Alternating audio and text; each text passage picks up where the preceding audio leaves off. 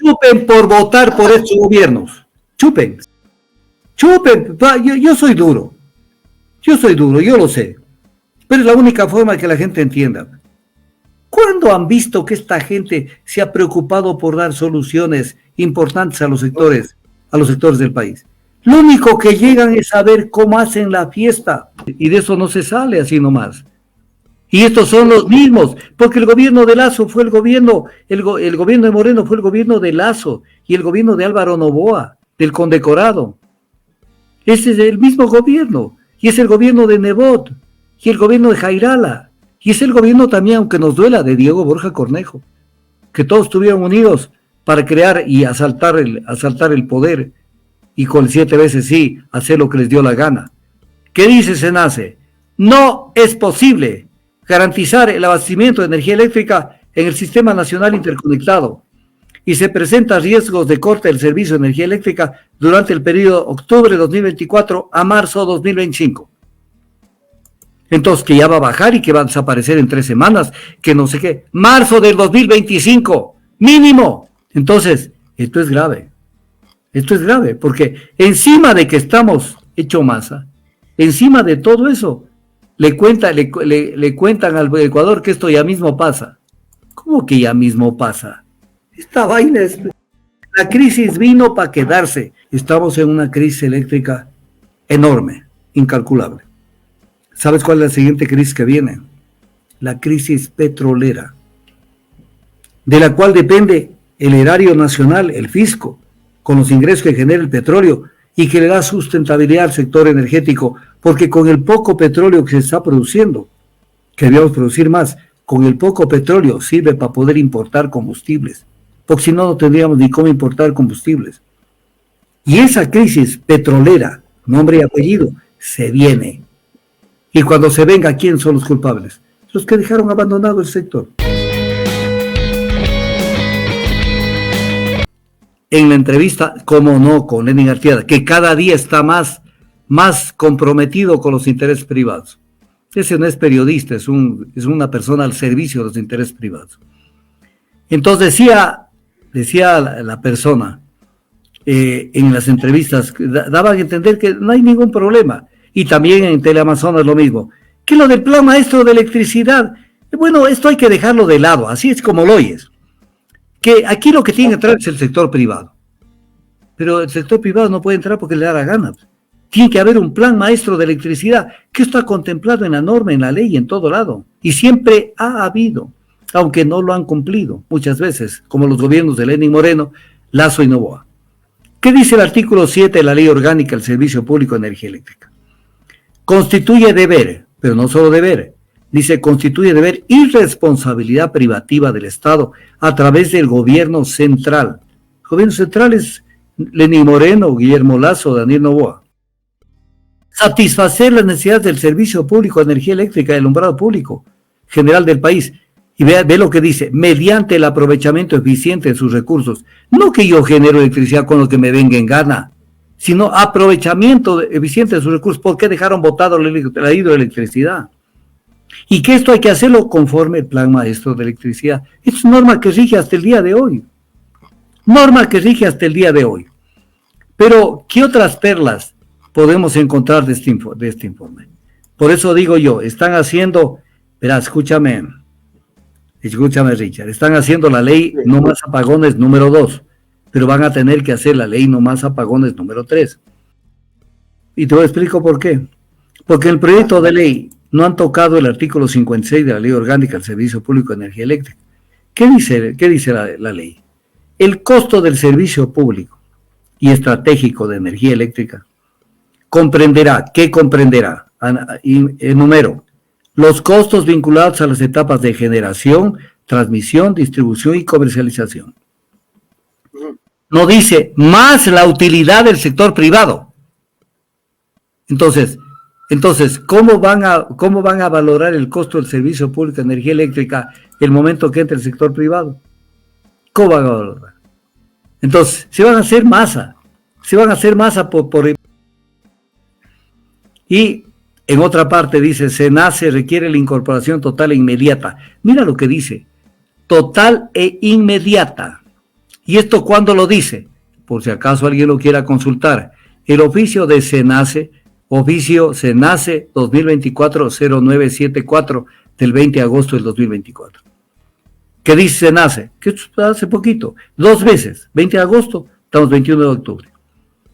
SENACE ha señalado, requiere la incorporación total e inmediata. No dice para marzo, para abril, para junio, total e inmediata de 1080 megavatios en generadores que aporten con energía firme. Pero aquí viene la cereza en el pastel. Lo que dice SENACE, voy a leerlo textual.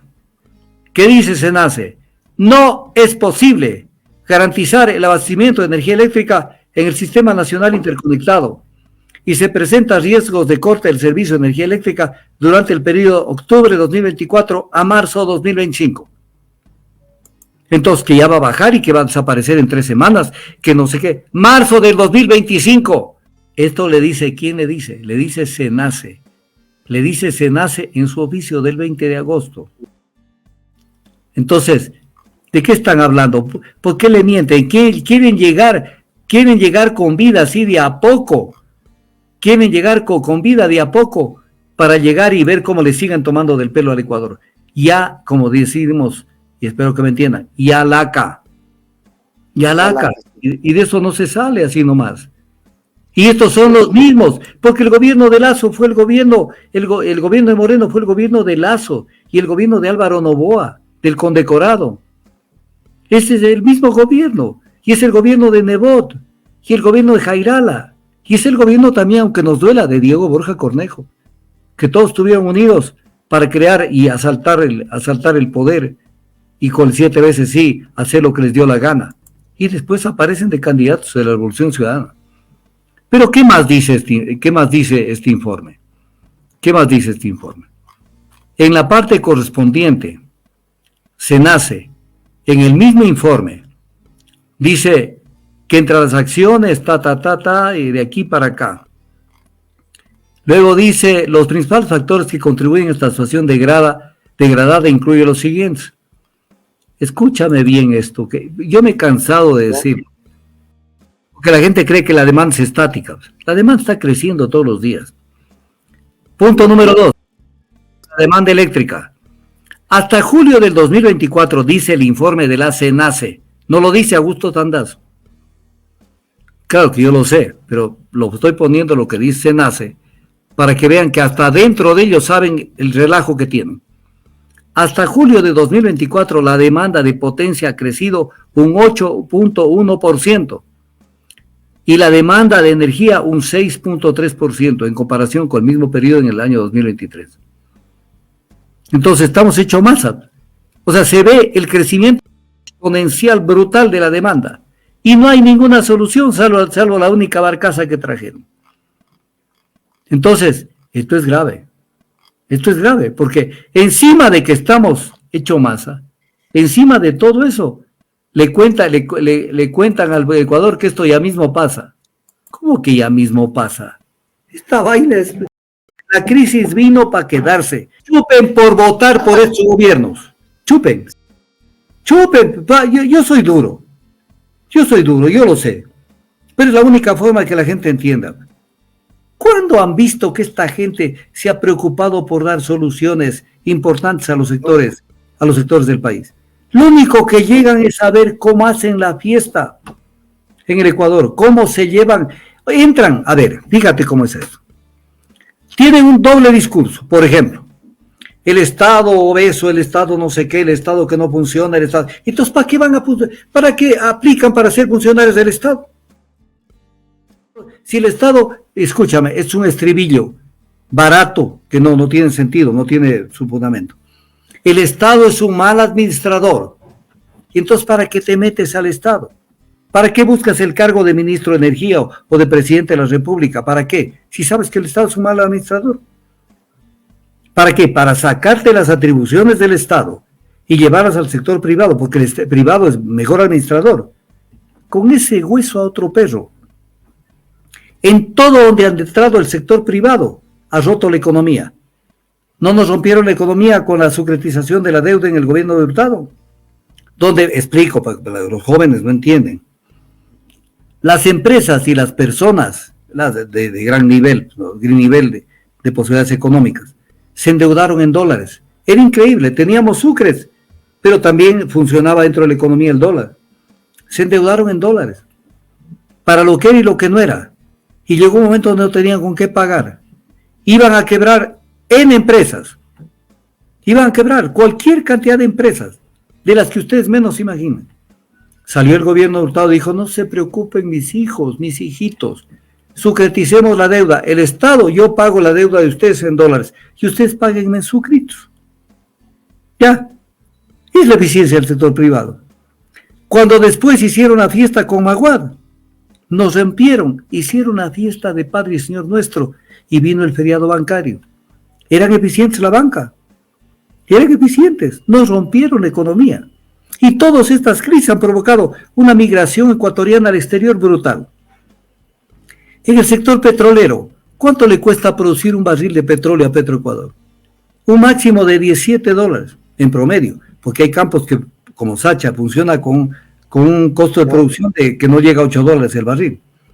¿Y en cuánto firman los contratos con las empresas petroleras? ¿Cuánto les pagan una empresa petrolera transnacional por el mismo barril? Mínimo $36. Son más eficientes. Le ven las castañas a Petroecuador. Entonces dicen los sueldos ampulosos, los sueldos millonarios, los burócratas dorados y no sé qué.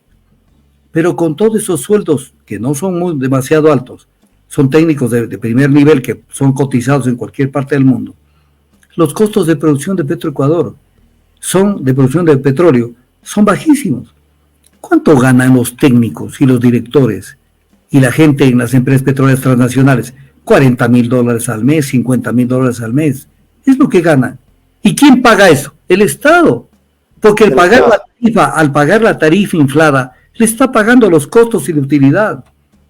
Entonces, ¿cuándo acá que la empresa privada, los eficientes, cuánto cuesta el servicio de telefonía? Que nos tienen jodidos porque le metieron las dos como una tenaza, jodernos con las dos. Y no le dieron chance, nunca le han dado chance a CNT que dándole los recursos. Porque si tenemos nuestras propias gallinas, lo mínimo que tenemos que hacer es darles el maicitos para que crezcan. Porque no hay avícola que funcione sin maíz o sin balanceado. Entonces, aquí hay un manejo maquiavélico, un manejo sucio para hacerle creer a la gente que el Estado debe desaparecer. ¿Pero por qué existe el Estado? El Estado existe, explíquense alguna vez. El ser humano, si lo soltamos al ser humano, desaparece la policía, desaparece el ejército, desaparece los juzgados, desaparece el poder punitivo del Estado. Eso sería terrible. No podríamos salir a la puerta de la casa porque el de al lado se nos lleva lo que tenemos y el de más allá. La ley de la selva, el instinto gregario que tiene el ser humano por apropiarse de lo que tiene el de más allá. ¿Por qué existe el Estado? Para regular las relaciones sociales, para regular el pacto social del que hablaba Rousseau. Para eso existe el Estado, para poner orden en la economía, para que el grande no se coma al chico. Por ejemplo, para que no hayan las tasas de interés leoninas que hay, que condenan al sector empresarial de emprendimiento a que no puedan hacer nada con tasas del 28%. Para que no seguir enriqueciendo a la banca, para cortar las cadenas de comercialización, para de esa manera tener cómo lograr que el productor sea el que mejor reciba una remuneración más alta por lo que está produciendo y que no sea la especulación la que produzca el caos que tenemos, para generar industria nacional. No puede ser que seamos un país, solo piensen que exportar, pero no dicen, ¿y por qué no dejamos de importar esas otras cosas? Entonces hay cómo hacer cambios, pero cuando aparece el Estado tiene que aparecer. Si no aparece el Estado, esto va al carajo. Entonces, si no aparece el Estado para generar energía a precios convenientes, porque el Estado no te gana dinero, a precios convenientes, y que todo tiene que ser mejorado, desde luego, pero tiene que aparecer el Estado, pero no puede ser un negocio, así como hacen con la energía eléctrica. Mañana van a decir que todo el agua potable, mejor las empresas de agua potable de los municipios desaparezcan y que el sector privado tenga a su cargo la venta de agua potable. Vamos a ver a dónde llegamos a parar. Estamos, Richard, verás cuando te lo digo, 20 de octubre, estamos en una crisis eléctrica enorme, incalculable. ¿Sabes cuál es la siguiente crisis que viene? La crisis petrolera, de la cual depende el erario nacional, el fisco, con los ingresos que genera el petróleo y que le da sustentabilidad al sector energético, porque con el poco petróleo que se está produciendo, que debíamos producir más, con el poco petróleo sirve para poder importar combustibles, porque si no, no tendríamos ni cómo importar combustibles. Y esa crisis petrolera, nombre y apellido, se viene. Y cuando se venga, ¿quién son los culpables? Los que dejaron abandonado el sector. Igualito, ahí quedó el aroma con las obras tempranas. Es como que ustedes vean un edificio, que digan, ¿dónde está el edificio? No, no hay, pero está en los plintos, está acabado hacia adentro para poder construir, y dejaron botado. Han hecho lo que les da la regalada gana con el Estado, y atacan al Estado, que el centralismo los tiene muertos, pero vienen inmediatamente a meterse en el centralismo. Entonces toditos están buscando el centralismo. ¿Y para qué? Para el business, no para trabajar por el bien del país.